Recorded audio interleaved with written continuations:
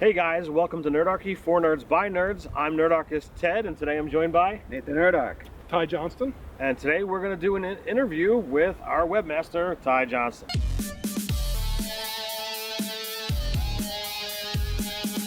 Go ahead and jump down to the description below. We can sign up for Nerdarchy, the newsletter. It's a great way to get gaming tips as well as learn how to game with Nerdarchy. So as we said, we're sitting here, or standing here as the case may be, with our webmaster, Ty Johnston.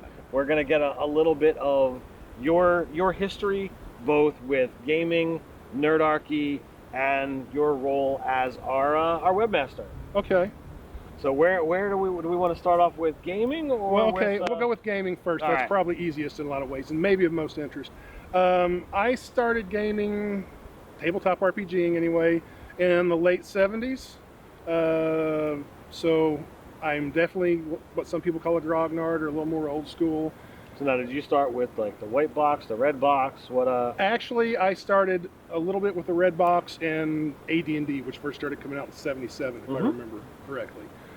So my late elementary and early junior high school years, Okay. we were playing D&D. And then I got into Star Frontiers, which was Well, before we get into Star Frontiers, what got you into, D&D? What was the first thing that happened? How did that come about? well, probably several things all kind of happened at once in the late 70s, at least for me. Yeah, the Star Wars movies were coming out. Obviously, that was a huge cultural influence. I also discovered Tolkien about the same time. Tolkien, Star Wars, and D&D. It sounds like a great combination. Comic books. The trifecta. Comic books were a big thing. I was a big Spidey fan and Supes fan and Batman fan. And even what probably first drew me to Tolkien was Rankin Bass. In 77 or 78, Rankin Bass did an animated TV movie of The Hobbit. And at one time, I had the actual record, the old-fashioned album, Nice. which I don't anymore, which I did. So those were probably my earliest kind of days getting into sort of fantasy and genre. Now, was there a friend? Did you happen to like walk into a shop one day and here's this book? Well, Like, I kind of started hearing about D&D specifically, sort of on the peripheral of like hanging out at bookstores and things, because I was really getting into fantasy reading at the time. Absolutely. And then one day at my school, gosh, I guess I was 10 years old, if that even, there actually was a D&D club.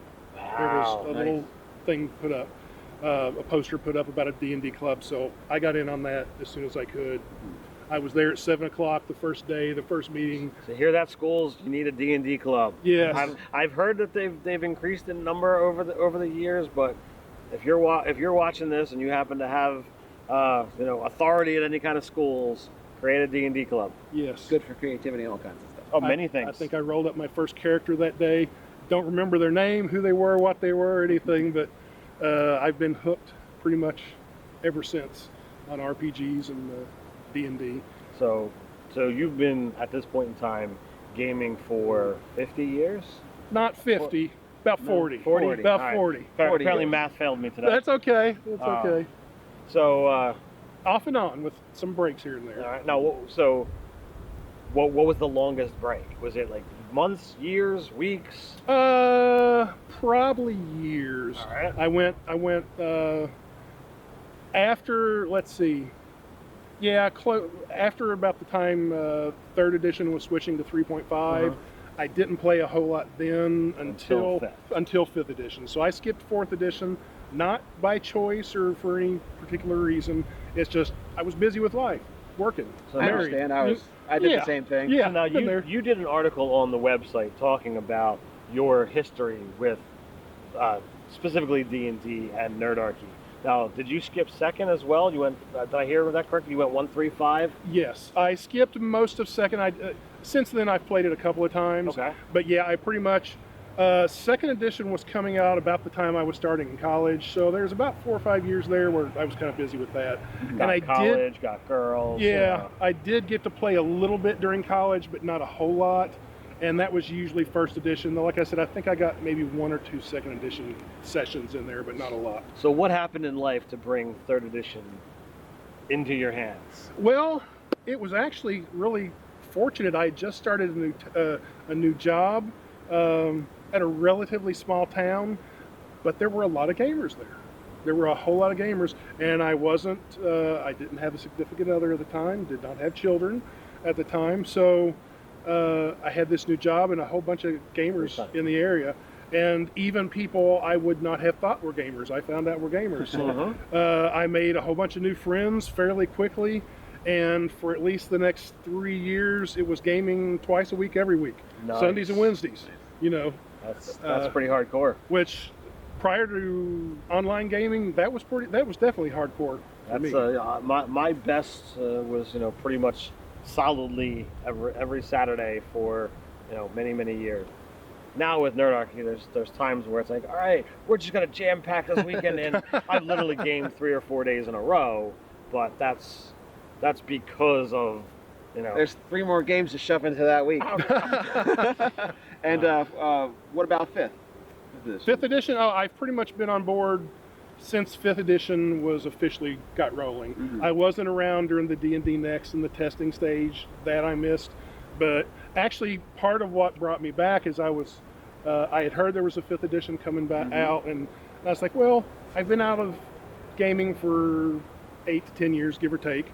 And I thought, well, what's going on now? And then I discovered Pathfinder, Yeah. And very soon after 5th edition came out, and that's kind of how I discovered Nerdarchy too. I was looking on YouTube for videos about new D&D and found you guys. Well, we are so glad that you did. Oh yes, very glad. Yeah, that's how that got going. And so you've been playing 5th edition, as you say, from just about the beginning. Yeah. Do you feel that it's the best edition that they've put out so far? Would you prefer to go back and play the other stuff? I don't know if I'd say it's the best. It is my preferred. Let me put it this: it's the best for me, at least at this point in my life.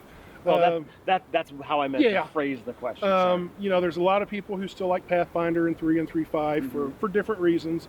And whatever RPG you like, as long as you're playing RPGs, I'm not going to complain in the slightest. Not at all. You go do your thing. So aside from all your background in gaming, I've seen some videos with you in it online of gaming. That's true. Yes. I've been doing a fair amount of dungeon mastering for a group called the Unnamed Adventurers Guild, which we have a Facebook page, and gosh, I don't know, 50 or 60 members, give or take, maybe more than that now. And I'm DM over there on average at least once a week. Plus, it's a shared world with 3 or 4 other dungeon masters. Nice. And your YouTube channel, is it just Ty? It is, for the time being, yeah. Okay. And that's where you can go find those? Yeah. And so that's your general gaming credentials over the several decades. So what about your background for actually managing and directing the writers for the website? Well, my professional career, I was degree in journalism from the University of Kentucky, and spent about 20 years as an editor at, I'll lose count, but I'm going to guess 6 to 7 different newspapers. I did some editing work at newspapers in Ohio, West Virginia, and Kentucky, mostly daily. So I did a little work at some weeklies and other print publications like magazines and things like that. And I kind of did a little bit of everything except maybe photography. So I did some writing, some editing, graphic design, page design, that kind of thing. I've been out of that business since late 2008. And since then, I've been in book publishing, basically as a fiction writer. So look for another video on Ty Johnston's books later, but he's a great guy. Thank you. So with that large of a background in publication, editing, layout, and writing, you're a fantastic person to be able to manage the articles on the website. Well, thank you, and I'm glad to do it for Nerdarchy and to be part of it. It's a great joy to be able to have someone with your skills be able to step in and take the reins from me. So for those of you guys out there who don't know, we mentioned it quite a ways ago. Ty is managing our website, and I think he's got it rocking over there. So if you haven't been over to nerdarchy.com, please go check it out and check out all the awesome authors that we have and all their great works. Thank you. So what kind of joys, problems do you see with the website? What kind of direction do you see it wanting to go? What do you want to do with it now that it's in your grasp? Well, the joys, basically, there is a certain joy in taking something, taking a gem and polishing it, making it shine all that much brighter. So I do enjoy that part of taking some of our writers' work and cleaning it up a little bit and doing this and that and other thing. With keeping the author's message intact. Exactly. That's always a challenge that I've found. You want to keep their message intact, and when possible, and it usually is, you want to keep their general style, their voice intact. Yeah, the writer's voice. You know, Scott Garrity, for example, a lot of people know him. I want Scott's articles to sound like Scott. You know, I don't want them to sound like I've written them or something. So, you know, I don't generally want to go and reword a whole bunch of stuff. But there's joys that, as far as frustrations go. Yeah, you know, like with anything, sometimes it's late at night, you're tired or whatever, and that kind of thing. And yeah, occasionally there may be an article too that isn't necessarily of my personal interest. That's not really a problem though. I spent 20 years as a newspaper journalist. Believe me, I read lots of things that weren't of interest to me, of even less interest to me. So I'm more than familiar in dealing with that. But really, as far as quickly as editing goes, you know, some people might think, well, that's not that important thing. You know, if something's spelled wrong or grammar's wrong or whatever. But I can tell you, to a certain number of readers, it will be very important. Yep. They will point it out. And it just makes the site look more professional if it looks a little better. And I'm not going to say, you know, as editor, I'm not going to say I'm going to be perfect. I'm not going to say nothing, no errors will ever slip through. I might even accidentally introduce one. Nobody's perfect. But the goal is to make the site look as good and as professional and as clean as possible, and possibly to bring a little more conformity to certain aspects of the articles. And what I mean by that is one of the projects I kind of want to work on is to create a Nerdarchy style as far as the writing goes. And what that would entail are things like, well, when we use the name of a book, do we italicize it or put it in quotes or put it in all caps or whatever? This is things that 99% of the people in the world, you're not going to care about or notice, admittedly. I know when I was running the articles on the website, that wasn't a thought pattern in my mind. I have no real experience at doing the stuff that he did for 2 solid decades. So, I did the best I could with the skill set I had. Yeah, and I would say when I was working on my own personal articles and checking out other people's, I would look to make my own style kind of consistent, like you're saying, always italicize particular things. But aside from spreading that to everybody, that wasn't even on my list of things to do. Well, that's something I'm going to slowly try to do. And professional publications generally will have kind of what they call a style book. Yep. And I'm sure Wizards of the Coast has one. In fact, I've seen one. It's not a recent one, but I've seen one. So, you know, if you ever read through, like, say, a player's handbook and you notice something, I don't know, say this, all spells are italicized, that's their style. That's on purpose.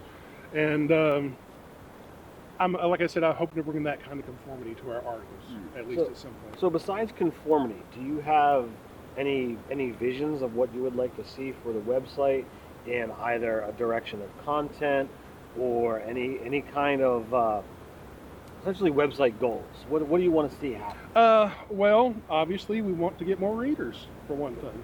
And along those lines of what I want to see there for the future, to be honest, I'd like to hear from more readers like what they'd like to see. You know, obviously, in a lot of people's mind, the Nerdarchy site's focus is very tabletop RPG oriented and D&D oriented. But Nerdarchy, or the term nerd, can encompass a lot of things. That's true. Indeed. So, you know, we've talked about sword fighting stuff, you know, real world sword fighting, real world history and things like that. Fiction books, fantasy books, video games, movies. Back in the day, I was doing, you know, Mondays was board game review, and you know, there's dozens and dozens of articles that I wrote, you know, talking about the different board games and stuff that's out there. Card games. Yes. So, you know, I would like to hear from more readers. Sort of a direction. Would they like to see more of that? Would they prefer we stick to the more tabletop RPG? You know, so I want to hear that as far as content goes. All right. So let's just call out to anybody who's interested in reading nerdarchy.com articles, or you have and you'd be interested in seeing a particular thing, let us know what you'd like to see in the comments below. Definitely. Yeah, so you can check us out over on Facebook. Check out Nerdarchy articles over at nerdarchy.com. So until next time, stay nerdy.